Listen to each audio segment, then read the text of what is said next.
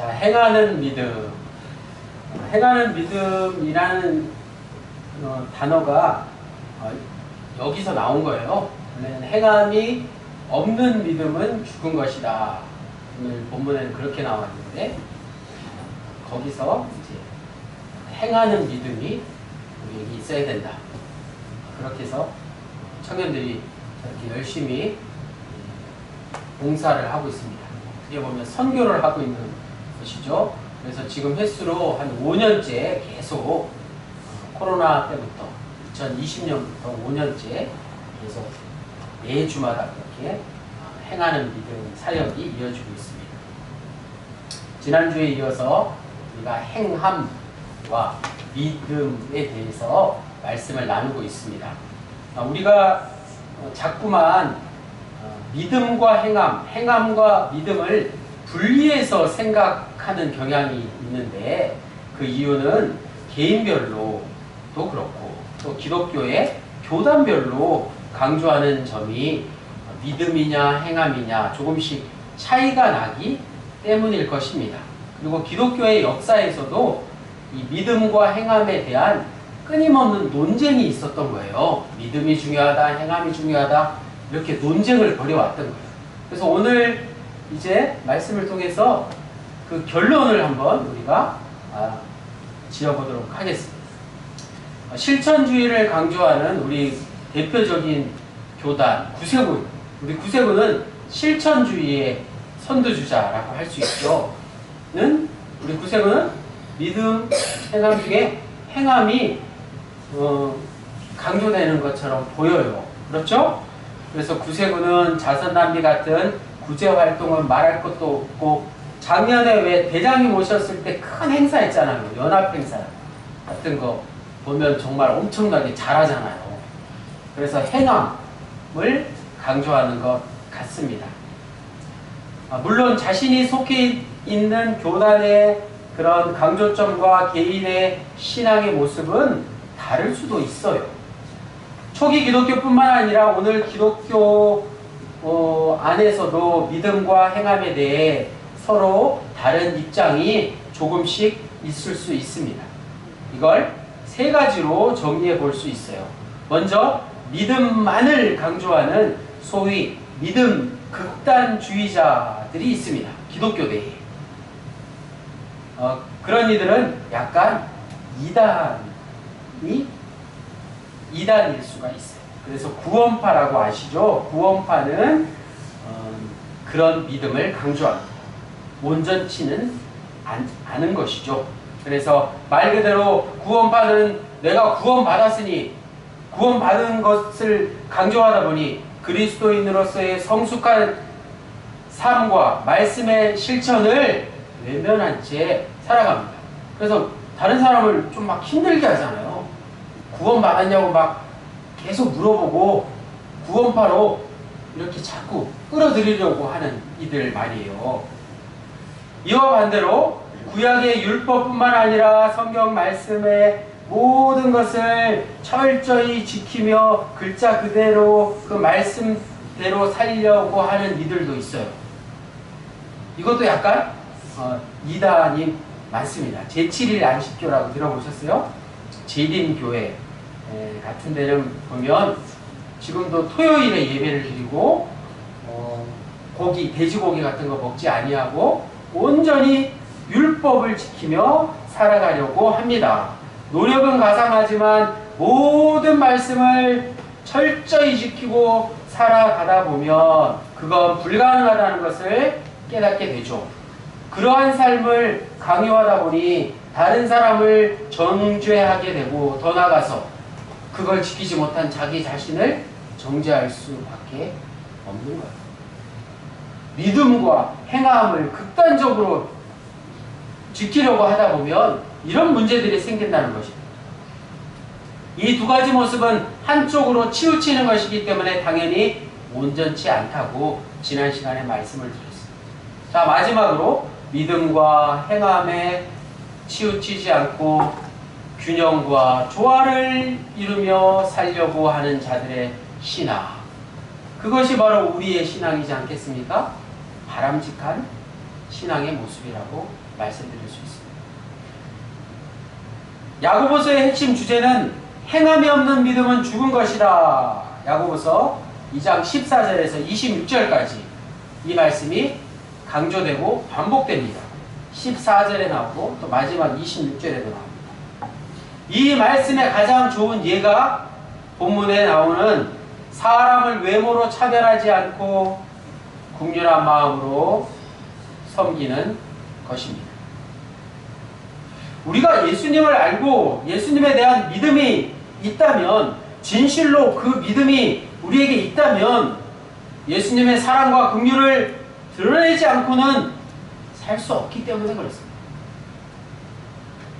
야고보서 2장 1절에서 10절에 야고보는 행함이 없는 믿음이 무엇인지 아주 좋은 예를 들어서 설명하고 있어요.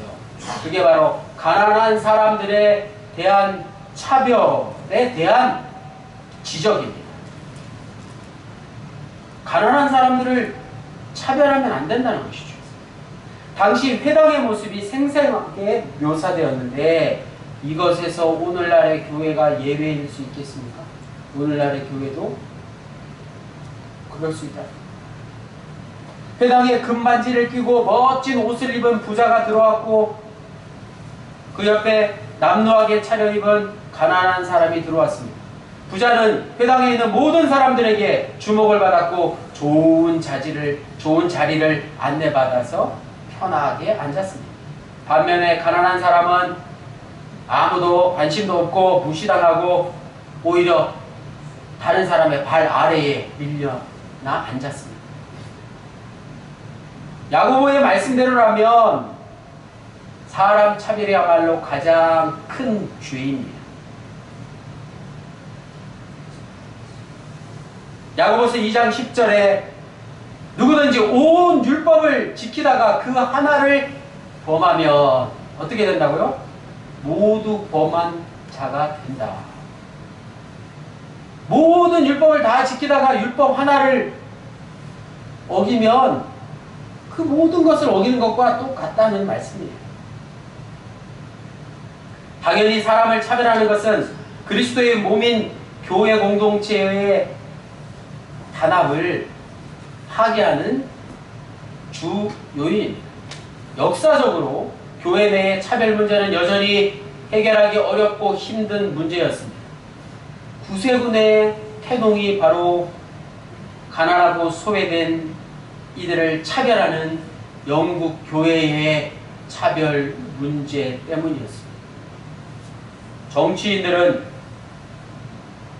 그래서 차별금지법을 제정해서 확산 적용하려고 하고 있고, 한국 교회는 여전히 그 입장이 달라서 강력히 반대하고 있는 그런 실정에 와 있습니다. 성경은 가난한 자들에 대한 차별을 분명히 반대하고 있다는 사실을 우리는 기억해야 합니다. 그 이유는 신학적으로 가난한 사람을 차별하는 것이 곧 그를 창조하신 하나님을 부정하는 것이기 때문에 그렇습니다. 모든 사람이 하나님의 형상대로 똑같이 지음받았다는 게 하나님의 창조 원리입니다. 그것을 믿고 그것대로 살아야 할 교회가 가난한 사람을 차별하는 것은 있을 수 없는 일이죠. 더 나아가서 가난의 문제는 부의 문제와 직결된다는 사실입니다. 가난한 사람이 생기면 부유한 사람이 생기는 것입니다. 그러나 구원은 돈으로 얻을 수 없습니다. 돈이 많은 것 자체가 문제가 아니라 돈으로 인해서 하나님을 의지하기가 훨씬 더 어렵다는 게 문제입니다. 담임사가는 부자가 가난한 사람보다 구원받기 더 힘들다는 사실을 성경 말씀을 통해서 이미 보았고 들었고 깨달았고 삶의 현장과 사역의 전장에서 그 말씀이 그대로 적용되는 것을 경험하고 있기에 군원님들에게, 회중들에게 무작정 부자 되십시오 이런 말씀을 드리지 않습니다. 다만 교회의 역사를 통해서 부자의 마땅히 해야 할 일이 무엇인지를 말씀드릴 수는 있습니다. 자신의 재산에 매이지 않을 뿐만 아니라 더 나아가서 그것을 하나님의 뜻대로 사용할 때, 어떻게 사용할 때요? 하나님의 뜻대로, 즉 가난한 이들에게 자신의 남는 재산을 나누어 줄 때 진정한 구원이 임한다는 사실을 말씀드릴 수 있습니다. 부자가 구원을 얻는 비결은 바로 가난한 사람을 돕는 일 아니겠습니까? 이건 인류 전체에 해당하는 문제이기도 합니다. TV 뉴스 중간중간에 광고가 나오는데 가난한 어린이들을, 아프리카 어린이들을 도와주고자 하는 그런 광고가 많이 있습니다. 그런 광고를 볼 때마다 마음이 아프죠. 아프리카 아이들뿐만 아니라 우리나라에도 밥을 굶는 아이들이 있어서 후원을 독려하고 있습니다. 빈부의 격차가 여전히 존재하고 부와 권력이 대물림되고 있습니다. 우리가 사는 이 세상은 돈과 권력, 즉 정치와 경제가 서로 맞물려서 작동하는 세상이기 때문에 그렇습니다. 그리스도인도 이 세상에서 발을 담그고 살기에 당연히 여기에 길들여질 수밖에 없는 것입니다. 그러나 우리는 그리스도인이기에 돈과 권력이 판치는 세상에 저항하는 모습도 필요하다는 사실입니다. 예를 들어서 더감정문의 주보 일면에는 교회를 섬기는 사람들이라고 해서 단장님, 재무님, 서기님, 부교님들의 이름이 실려져 있지 않습니다. 사람의 이름을 중요시하지 않습니다. 대부분의 교회에 가면 주보 일면에 사람의 이름을 쭉 적어 놓잖아요. 교회를 섬기는 이들,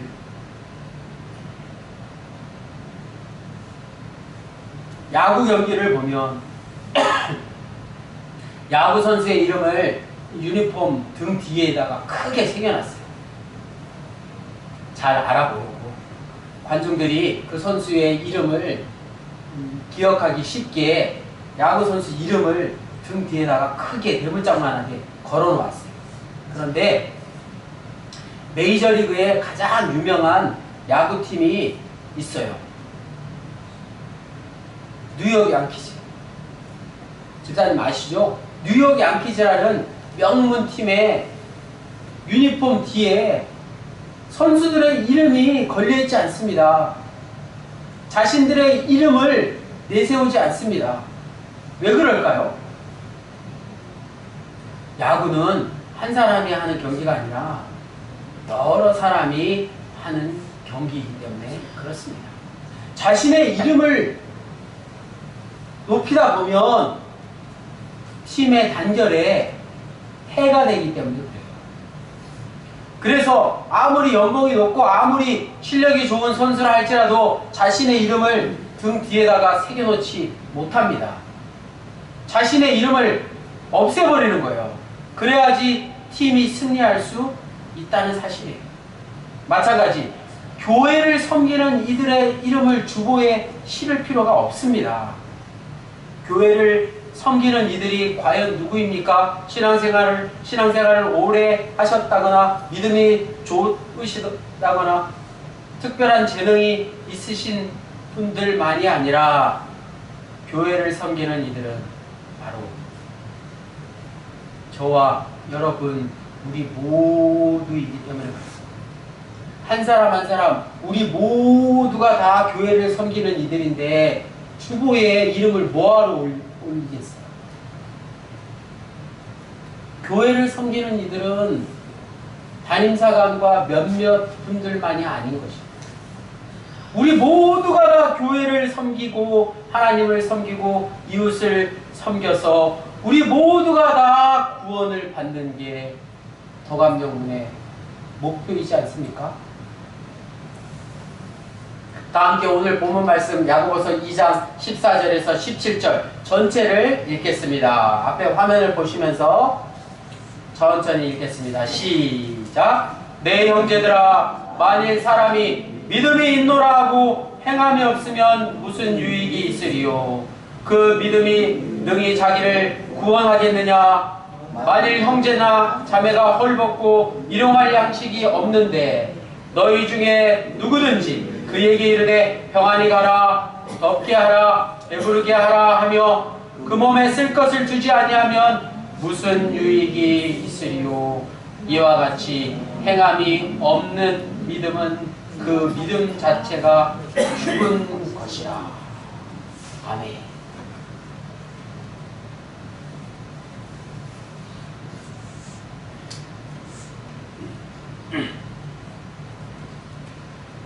왼쪽에 보이는 사도 바울의 모습, 그리고 오른쪽에 보이는 모습이 사도 야고보의 모습입니다. 이 두 사람의 말씀이 충돌하는 것 같지만 그렇지 않다는 것이죠. 오늘 우리가 함께 읽은 야고보서 2장 14절에서 17절에 야고보 사도가 바울의 입장에 반대해서 말씀하고 있는 것 같지만, 믿음과 행함을 굳이 분리해서 말씀하고 있는 것 같지만 어떤 사정이 있어서 그런 것이고, 믿음과 행함은 분리해서 말할 수 있는 게 아니라는 뜻입니다. 행함이 없는 믿음은 그 자체가 죽은 것이다는 야고보의 말씀은 그저 행함을 강조한 것으로만 알면 안 됩니다. 행함과 실천을 마치 구원의 도구라도 되는 것처럼 생각하시면 곤란합니다. 구원은 비행기 마일리지처럼, 대한항공 마일리지처럼 비행기를 많이 타면 탈수록 차곡차곡 쌓여서 물건도 사고 비행기를 공짜로 한 번도 탈 수 있는 그런 것이 아닙니다. 구원은 마일리지가 아닙니다. 야고보 사도는 행함이 없는 믿음을 죽은 것이라고 비판했지만, 그렇다고 행함이 믿음보다 더 높다거나 행함을 통해서만 구원을 얻는다고 말씀하고 있는 게 아닙니다. 만약 야고보가 실제로 그렇게 생각했다면 그건 복음이 아닌 것이죠. 사실 야고보는 그런 오해를 받기도 했습니다. 그렇게 오해한 대표적인 인물이 우리가 잘 아는 종교개혁가 마틴 루터입니다. 그는 야고보서를 지푸라기, 이 야고보서 책을 지푸라기, 쓸데없는 것, 쓰레기라고 혹평하기까지 했습니다. 이제 우리는 종교개혁가 마틴 루터가 왜 야고보서를 지푸라기라고 했는지 알아보겠습니다. 루터는 당시에 믿음과 행함을 동시에 강조하는 로마 카톨릭 교회에 저항하고 있었기 때문에 야고보서를 오해한 것으로 보입니다. 오해했다기보다는 카톨릭 교회에 저항했기 때문에 야고보서 말씀을 잠시 활용한 것입니다. 야고보는 바울과 루터가 강조하는 믿음을 부정한 게 아니라 앞서 말씀드린 대로 극단적인 믿음에 치우쳐 있는 것을 비판한 것이죠. 극단적인 율법주의에 빠져있는 당시 기독교인을 비판한 것입니다. 우리처럼 조화와 균형을 이루는 믿음과 행함을 비판한 게 아닙니다.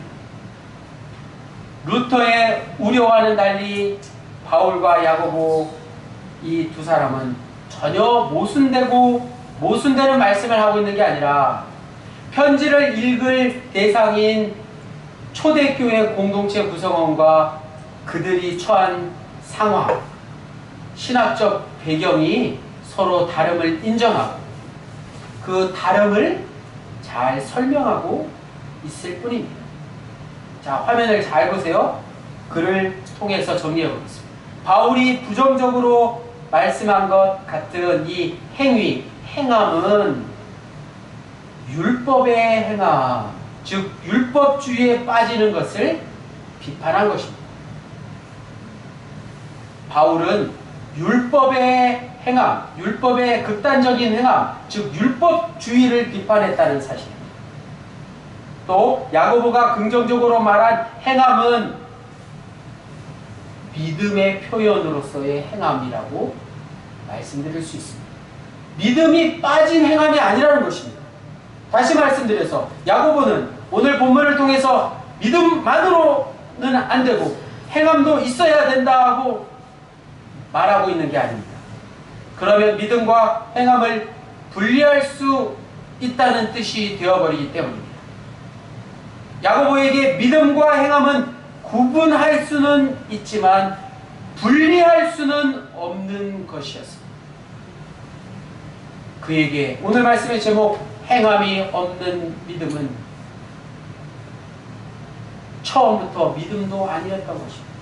야고보의 믿음은 오늘 말씀의 제목 행하는 믿음이었습니다. 사랑하는 더감명문의 군우님들, 오늘 말씀의 제목 행하는 믿음, 행하는 믿음이 답입니다. 믿음이냐 행함이냐에 대한 질문의 답이 무엇이라고요? 행하는 믿음이에요. 이 답이 쉽게 나온 것이 아니랍니다. 수천 년 기독교 역사 가운데 계속된 논란, 믿음이냐 행함이냐? 답이 행하는 믿음입니다. 야고보서의 핵심인 행함이 없는 믿음은 헛된 것, 죽은 것을 요약한 게 바로 행하는 믿음입니다. 행하는 믿음은 우리 구세군에게 너무나도 친숙하고 익숙합니다. 구세군 충청지방 청년연합회에서 시작한 대전역 노숙인 돌봄 프로그램 제목이 영상에서 보셨듯이 행하는 믿음이기 때문에 그렇습니다.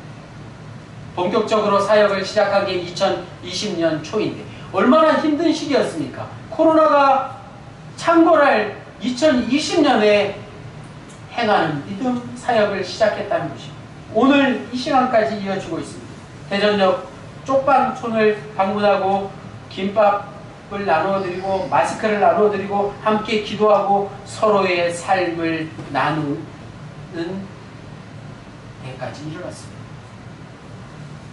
이러한 행하는 믿음에 우리 모두 기도와 물질로 후원할 수 있습니다.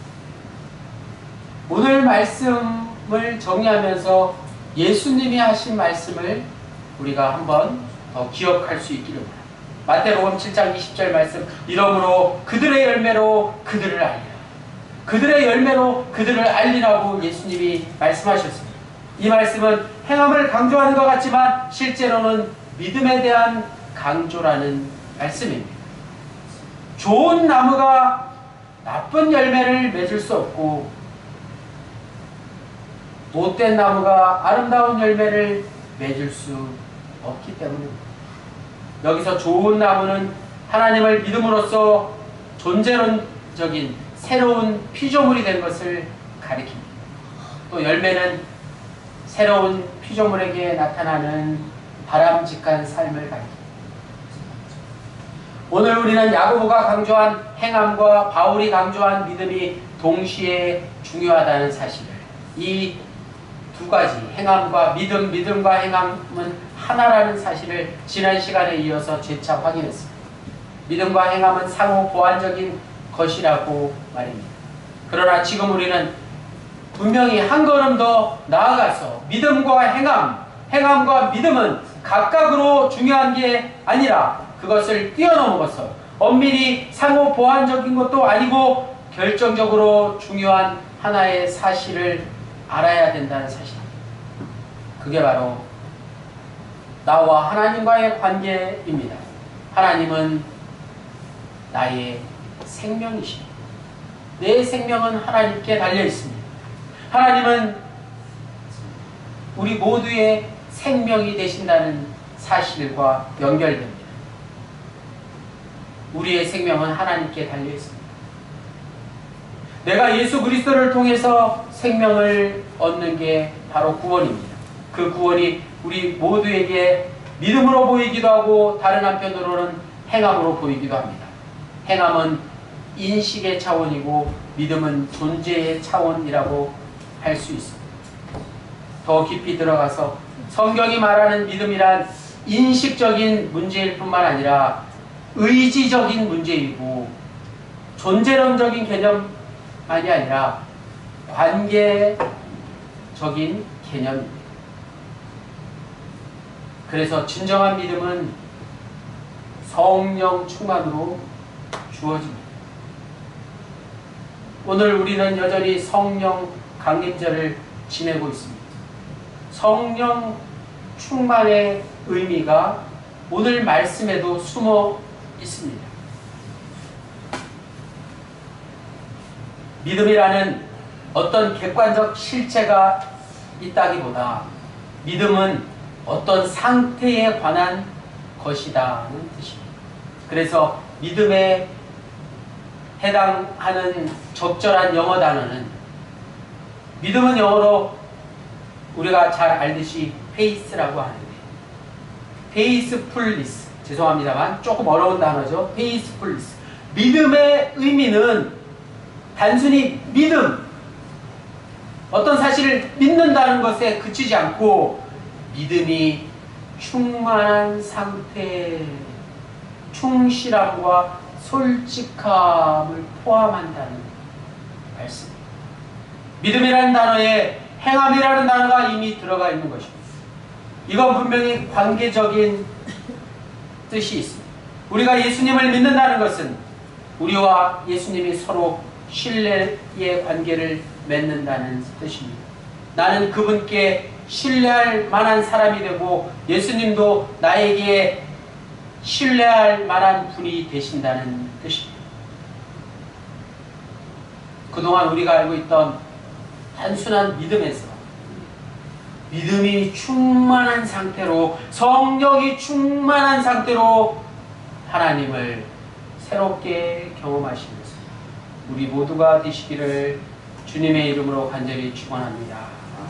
기도드리시겠습니다.